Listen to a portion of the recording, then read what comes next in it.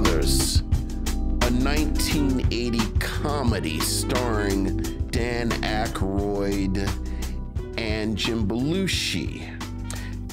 Stars John Belushi, speaking of brothers, not Jim, John Belushi as Juliet Jake Blues and Dan Aykroyd as his brother Elwood. The story is a tale of redemption for paroled convict Jake and his brother Elwood, who set out on a, quote, mission from God to prevent the foreclosure of the Roman Catholic orphanage in which they were raised. To do so, they have to put their band, the Blues Brothers, back together. And throughout the journey of putting the band together, finding a gig, they have a series of misadventures, culminating in quite the culmination. Besides John Belushi and Dan Aykroyd, this is a film that features appearances from Cab Calloway, James Brown, Aretha Franklin, John Lee Hooker, and blink if you miss her, Chaka Khan. Chaka Khan. This was the choice of Lynn Webb as we end Black History Month and finish answering the question, what is a black film during this month? Lynn, what do you have to say about the Blues Brothers? Before I say what I have to say about the Blues Brothers, let me just say this. The missionaries must think you spit gold. Because I know we will not get one email about this culminating in a culmination. Culminating in a culmination. No one will even mention it. That's right. Vince said it. It sounds right. Hey, culminating in a culmination. Is that not true? Does it not culminate? Is it not a culmination? The Blues Brothers, ladies and gentlemen. 1980. 1980 is prime time Saturday Night Live, right? And you got to remember, as much as people herald about Saturday Night Live right now, ladies and gentlemen, in 1980, Saturday Night Live is like must-see TV on Saturday nights. Late night and the not ready for primetime players. Almost all of the stars, heavy hitters, each and every one of them. And at the top of the pack are Dan Aykroyd and John Belushi. John Belushi, especially because he is coming off in 1980 off of the success of Animal House. Right. From 2 years earlier. Animal House, a movie that set the bar for insane college, teen TNA comedies. And John Belushi was its star.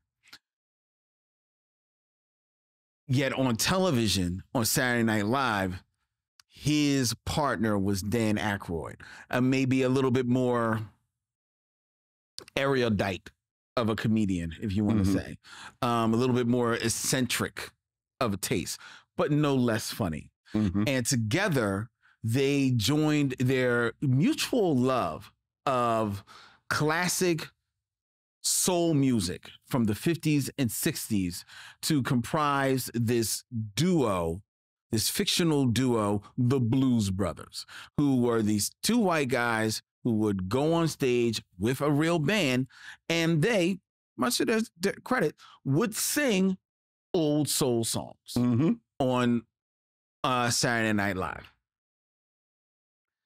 And it became a big hit. It became a recurring hit on Saturday Night Live, and was one of the first skits from Saturday Night Live to be kind of like spun off into a feature film. Was it the first? It may have been the first. Yeah, I thought it was the first. Yeah. And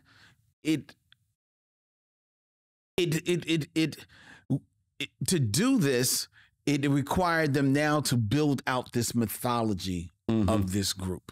And that was tasked to Dan Aykroyd, who was the writer and the more disciplined performer of the two. Yeah.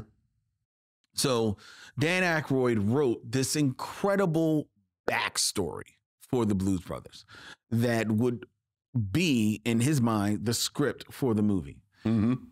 Incredible because it is literally the Lord of the Blues. It is a 324-page script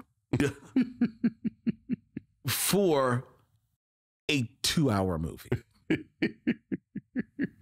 The tomb of the Blues Brothers. Mm-hmm. At which point John Landis is brought in. It's like, hey, John. He just kind of whittled this down. Now, to his credit, Dan Aykroyd, as funny of a writer, a comedic writer as he was, he had never written a script. Sure. He didn't know nothing about writing a script. So in him, he did what a lot of first-time writers do. They create this huge backstory and think that that is the story, and that's not it. And John Landis, and a hit maker of a director and writer, worked with John Belushi in Animal House, was brought in to pare this down, knock this script down to its bare essence. And in doing so, he created a film that is not only the homage to old soul music that they wanted to keep inherent to the Blues Brothers ethos.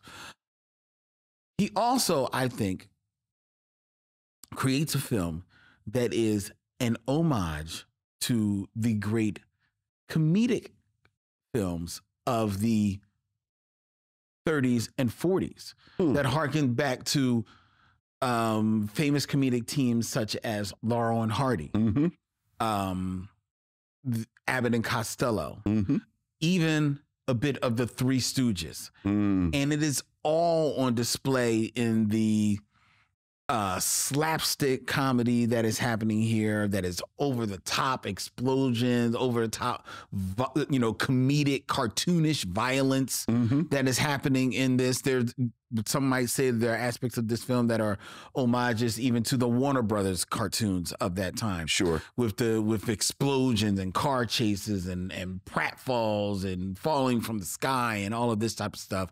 The story is bare bones. Sure. It's the Jake Blues gets out of jail after he went to jail.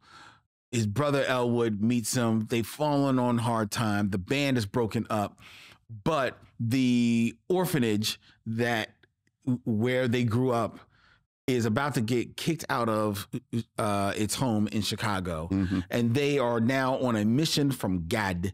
Mission from God to raise the money so that they will not lose the orphanage can stay in its sure. building. They can pay the taxes, pay the back taxes, which makes no sense because the orphanage is part of the Catholic Church. Yeah, but I mean, they say that if the Catholic Church was interested in keeping it, but they have no interest in keeping it. So, which is thus why the taxes become due, because otherwise they wouldn't have this tax wouldn't be a problem.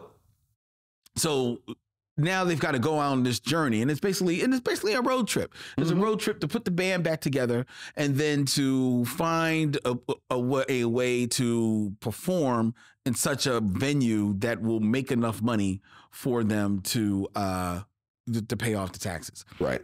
And on this road trip, they run afoul of the Chicago police, the parole board, because Jake is out on parole, the state police, the Nazi regime in America, because they run afoul of them. Right. The military, there's literally the world at one point or another is chasing the Blues Brothers, the good old boys, the good old boys, the band, the good old boys are chasing them, and a jilted lover, and one Princess Leia herself, Carrie Fisher, good old Carrie Fisher, who may be the most violent of all of them. So, because while everyone else is chasing them with cars. Yeah. Just wishing to lock them up. Yeah. And maybe get a punch in it here or there. Mm-hmm. She's chasing them with bazookas, flamethrowers, mortar, missile launcher. Missile launchers. Missile launcher. She's blowing up city blocks. Yeah, yeah. All to get back at Jake Blues. Jake, yeah. Who has jilted her. Yeah, yeah, yeah. It is a cartoon of a movie. And in so doing, it's a hell of a lot of fun. I enjoyed this movie when I saw it in the theaters in 1980, ladies and gentlemen, and I've enjoyed it every time I've returned to it, including last night. I enjoyed so much of this movie. John Belushi, an actor gone too soon.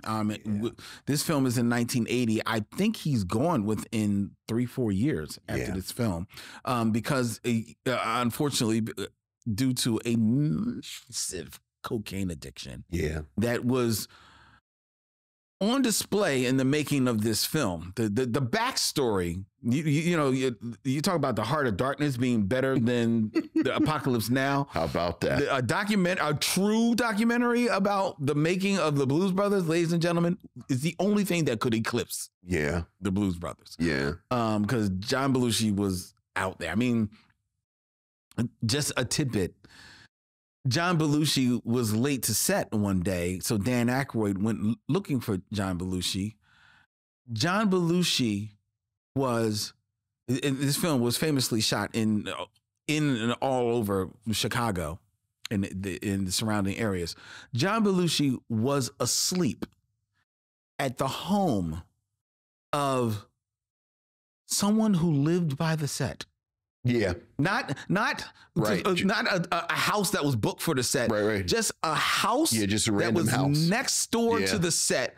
He had gone there in a coked out haze, ate a sandwich, as one does, and then was rocked out on the couch. Yeah, where the owner dutifully put a blanket on him and said, well, just let him sleep it off. Sure. Because I got John Belushi. I have John Belushi at my house. Yeah. And that's where Dan Aykroyd found him. Yeah. Yeah. That is just one of the many stories. Yeah. They come from the backstory of the Blues Brothers. It's a cartoon of a film. John Belushi, this film, however, it sees him at the height of his powers. He is charismatic. He is funny. He is incredibly talented, incredibly nimble for a man who is not a small man, and has a bit of a voice. The man can sing. The man can get over a soul song. He can carry a tune. Yeah. Oh, yeah. Dan Aykroyd, I would argue, maybe never better as the sidekick to John Belushi. My second favorite Dan Aykroyd. I'm a Trading Places man. Fair enough. Fair enough. But as good as he is with Eddie Murphy, he is, to me, better. He's better as the sidekick to John Belushi. I agree with you. Because I agree with you. There is a of course, grown in synergy between the two of them. Yeah. That just bleeds off the screen. They and Elwood, his Elwood Blues, a lot more deadpan, a lot more, reined in of a performance, but nevertheless just as funny, just as energetic when he needs to be in his way. And Dan Aykroyd, as we learned on We Are the World, can carry a tune as well. So he can play harmonica. They play the harmonica. Yeah, oh yeah. So he gets that over. So the beautiful part about this is that there's no cutting to someone else singing as the Blues Brothers. Right. These are the Blues Brothers. They have in 1980, they're both in their early 30s. So they've grown up on soul music of the late 50s and 60s. And this was the music of their childhood and music that was near and dear to them. So they wanted to pay homage to it, not only by, writing original songs that harken back to that sound, but also wanted to have representation of that sound in their film. Right. Thus, we have James Brown, John Lee Hooker, Aretha Franklin, Ray Charles in this film, not only as cameos, but we have them performing. Yes. And none of these performers, even the great Ray Charles and Aretha Franklin at this time in 1980 are at the height of their powers. No. They still have kind of like, great years to come ahead of them, but all of them are at middling points in their career. Right. Height of their powers, but their careers are in a bit of a lull. Right. Yeah, absolutely. That's better said. And boy, do they have a coming out party on the Blues Brothers. Yes, they do. Each and every one of them. You can argue that James Brown always, about the live performance. He's doing James Brown. Right. He's being James Brown. Ray Charles, funky as ever. Is actually electric. He is actually electric. And John Lee Hooker is only a little bit of him, and he's John Lee Hooker. He's like, you take me as I come, right? And we take him as he comes. But Aretha Franklin is a problem in 1980, ladies and gentlemen. Aretha Franklin told you better think, and you better think twice if you thought she was playing. Yeah. Because Aretha Franklin is taking no prisoners in this film. She almost steals the movie. Yeah. And she's in there for maybe all of 10 minutes. I think it's 6 minutes, 51 seconds. Right. Yeah. And she's because they have the clip. But I'm sorry, go ahead. Yeah, right. Yeah, it's not even 10 minutes. So it's not even 10 minutes. At all. But almost steals the film. She is so powerful and electric and saucy and sensual and sexy and just a beast in this movie. Like, so much so that Aretha, who is not used to lip singing and not an actress, famously not an actress, they had to clip together her performance because she was like, I don't know about this lip singing. I'm just singing. Right. Y'all follow me. Right. Y'all just make it happen. Right. And that's what she did. Right. And she just sang and just went for it and tears the roof down. And it's just amazing, absolutely amazing in this movie. And then we come to, we talked about the Blues Brothers. Talk about those cameos. Then you go to the band, which is actual performers from actual bands. Oh yeah. Pieced together, horn sections, guitar sections, all of them pieced together to create the Blues Brothers band that would actually go out on tour. Right. And most of them are legendary session players. Legendary session players in this from other bands. I mentioned Blood, Sweat, and Tears. It's so many. I can list them all and we'd be here. That would be the whole damn review.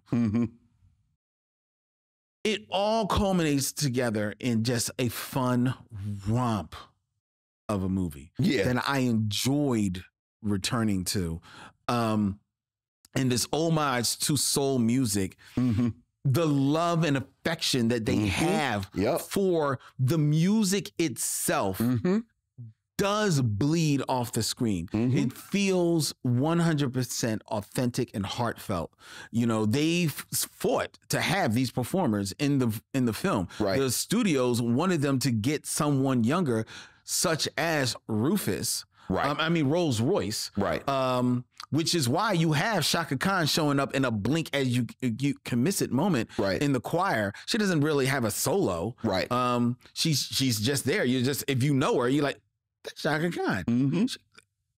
And that's why they kind of like shoehorned her in there. If the studio had their way, they would have shoehorned even more performers in there. But John Belushi and Dan Aykroyd and John Landis, to his credit, buying in on his star's edict, were like, no, we gotta have this is who they want.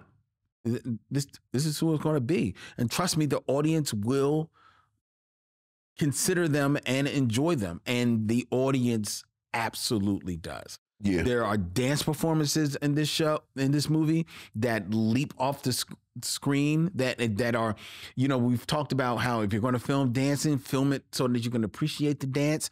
It's filmed correctly. Yeah, John Landis, not known for musicals, films it spot on. There's only famously one scene there he cuts off the head of the saxophone player in the. But I think there's something to that. Oh, really? Mm-hmm. Go ahead. Do you think? Well, anyway, but and John Landis has apologized for that. Mm-hmm. But it's just a bouncy movie that it's close to 2. I think it's 2+ hours. It's a little bit over 2 hours, but it bounces. You don't really feel the time. And it's an action movie because it has one of the most historic car chase scenes as the bottom third of this movie that has ever been put to film. This movie literally drops a car from a helicopter about 300 to 400 feet in the air. Yeah. Drops it to the ground. This is before the days of CG, ladies and gentlemen. This is a real car being dropped in downtown Chicago. Yeah. It is insane. It is absolutely insane. We will talk about whether or not this is a black film or not on the other side, but right now I am telling you, I am burying the lead. I would absolutely recommend that people watch The Blues Brothers. I had fun all over again. Oh, it is without hyperbole one of my favorite, I want to say comedies, but truth be told, it's one of my favorite movies. I absolutely love The Blues Brothers. And I think the reason people even ask, is it a black film, goes to what you just talked about. Like the sheer deference that John Belushi and Dan Aykroyd have to these performers is so admirable. Even years later, I think the iconic Aretha Franklin scene, you really see it again. As you mentioned, the Blues Brothers are, you could argue it's a vanity project, but this is a real group. Yep. Dan Aykroyd, John Belushi have this great love. They kind of sing, they perform. As you mentioned, John Belushi has a pretty okay voice. The film ends with a miniature concert. Yeah. And they do well. They've got these well-seasoned sessions players as their band. This is a band. Yep. The Aretha Franklin Think scene always stands out to me because, Mike Murphy, the guitar player, plays Aretha's husband.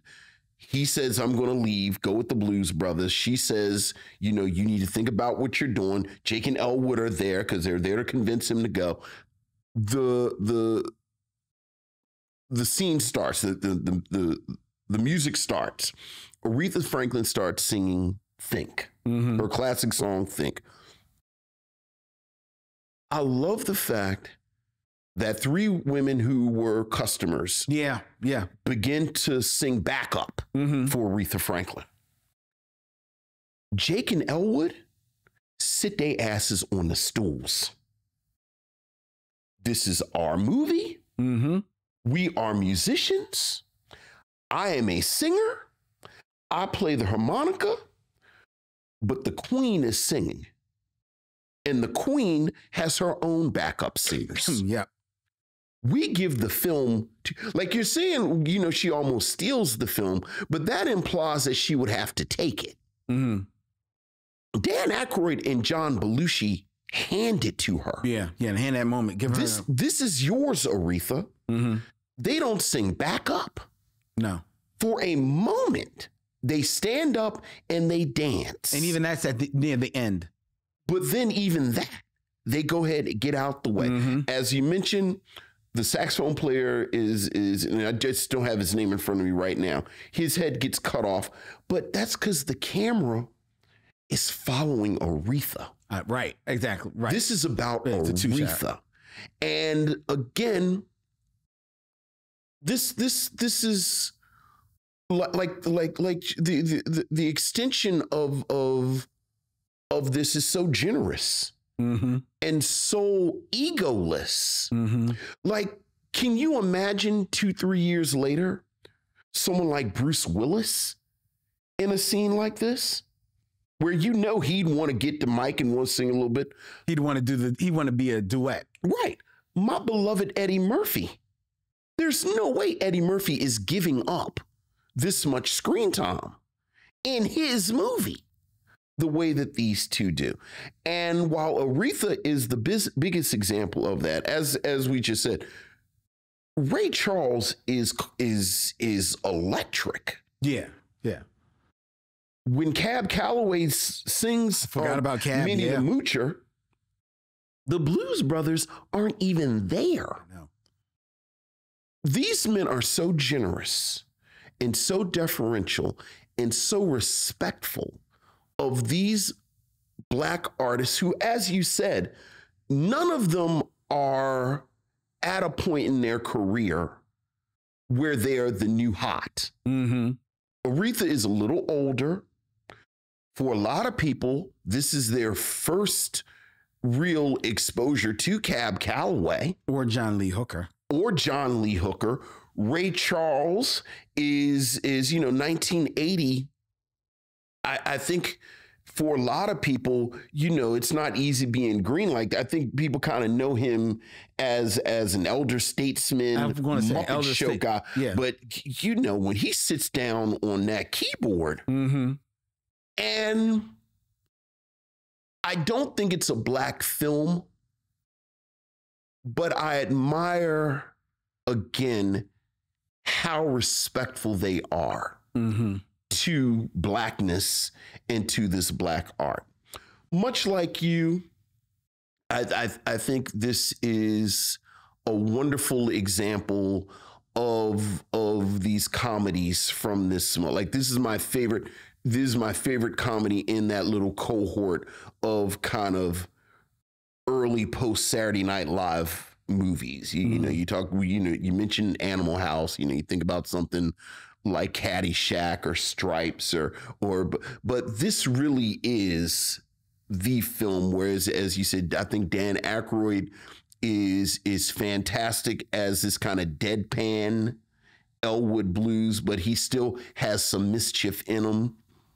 He's always trying to make toast. Always trying to make everywhere he goes, he's making toast. I want some toast, and John Belushi is just, I always feel a little melancholy when I see John Belushi in this film because he's so good. Mm-hmm. You can almost see him burning out. Yeah. Well, yeah. Like this John, like there's no way you look at this film and say, this man is going to be an old man. Mm-hmm. This is not someone who's going to be an old man. Mm-hmm. Because the charisma, the talent, the dexterity, the wit, mm-hmm. it's and this is probably the last time we see it. Yeah, it's like we talk about him, the sort of dancing, but like I love even the quiet moments. Like, or the moments that aren't as bombastic, like the moment where he basically convinces Carrie Fisher's character mm-hmm. not to murder him. There's a moment where he takes his glasses off. It's the only moment he takes his glasses. And it bleeds off the screen how charismatic this man is and just the spirit of this man, so that you completely understand why she, of course, falls for it again. Right. Yeah, it's a fun film. It's a film with a surprising amount of heart. Like the other thing that I think works real, where as I said, this is my second favorite Dan Aykroyd film. Mm-hmm. But I do think he's better with John Belushi than he is with Ingalls, because you do get the sense that Dan Aykroyd and John Belushi loved each other. Yes. Like these were actual brothers. Oh, yeah. And it comes through with their chemistry. It comes through with the way they talk about each other. Again, just quiet. Like there's a quick moment where Dan Aykroyd, where Elwood puts a blanket on Jake. Mm-hmm. And I don't know if that was in the script or not, but it's such a beautiful moment. Yeah, because then he sits by the window. And then he sits by the window and watches a train. And, like you, I can't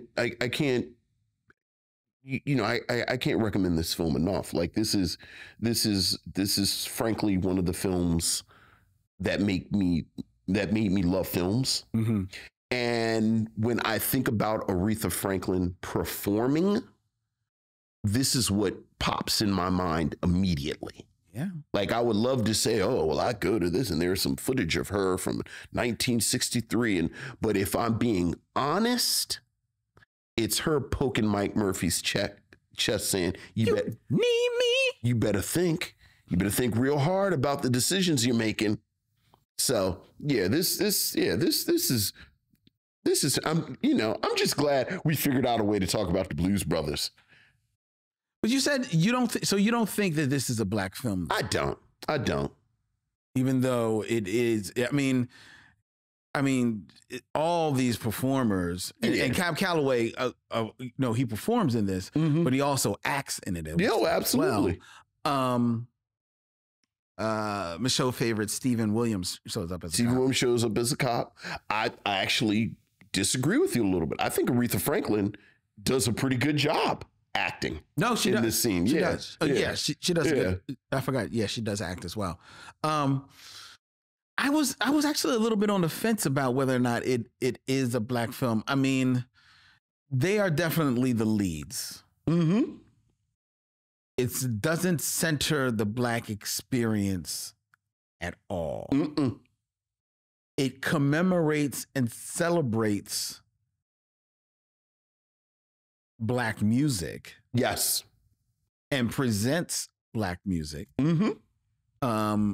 Unaltered in any way. I thought it was very interesting reading the story that Cab Calloway wanted to do a disco version of Minnie the Moocher. And because, he wanted to, show that I'm right. I'm here for the kids. Right. And they were like, just do Minnie the Moocher as you've always done it. And trust me, they will love it. You know what's funny about that, though? And I can't pull the name of the movie off the top of my head. Remember, we watched a film a couple of years ago.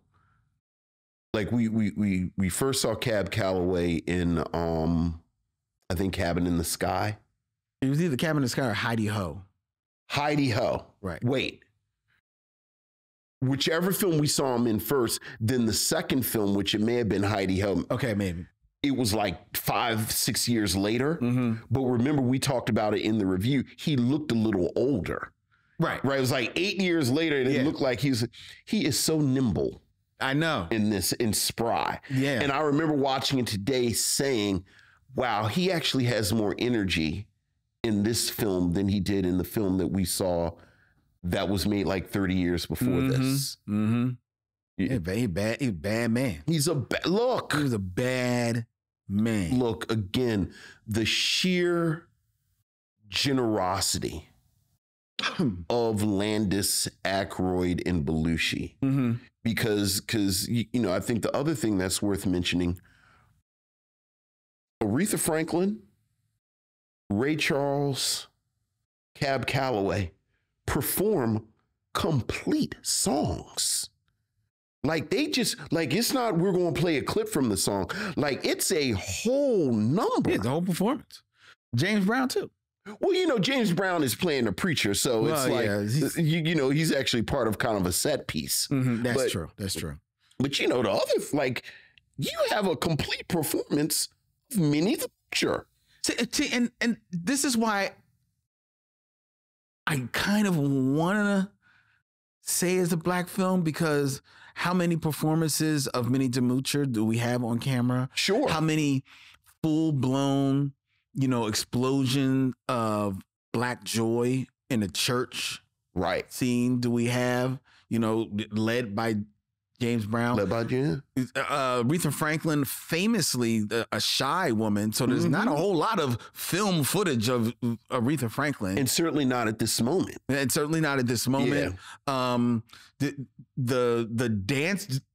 The dancers during Ray Charles scene. I mean, the outside on the street, it's like really electric. The soundtrack with, like, bringing back the voices of Sam and Dave on the soundtrack. I mean, and because of their deep, abiding affection for this music, in a way that it doesn't feel like they're appropriating it. Not at all. There's a part of me that kind of wants to land this as a black film. I can't do it. Yeah.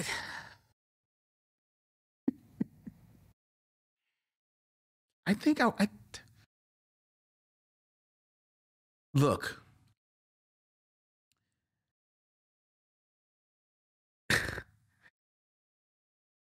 If I can list Jagged Edge over the Isley Brothers as the top 5 brothers, oh, Lord, I can say the Blues Brothers is a black film. Well, look, Blues Brothers is, I say it is, I'm not saying it's the blackest film. Look, but this is why we have the conversation.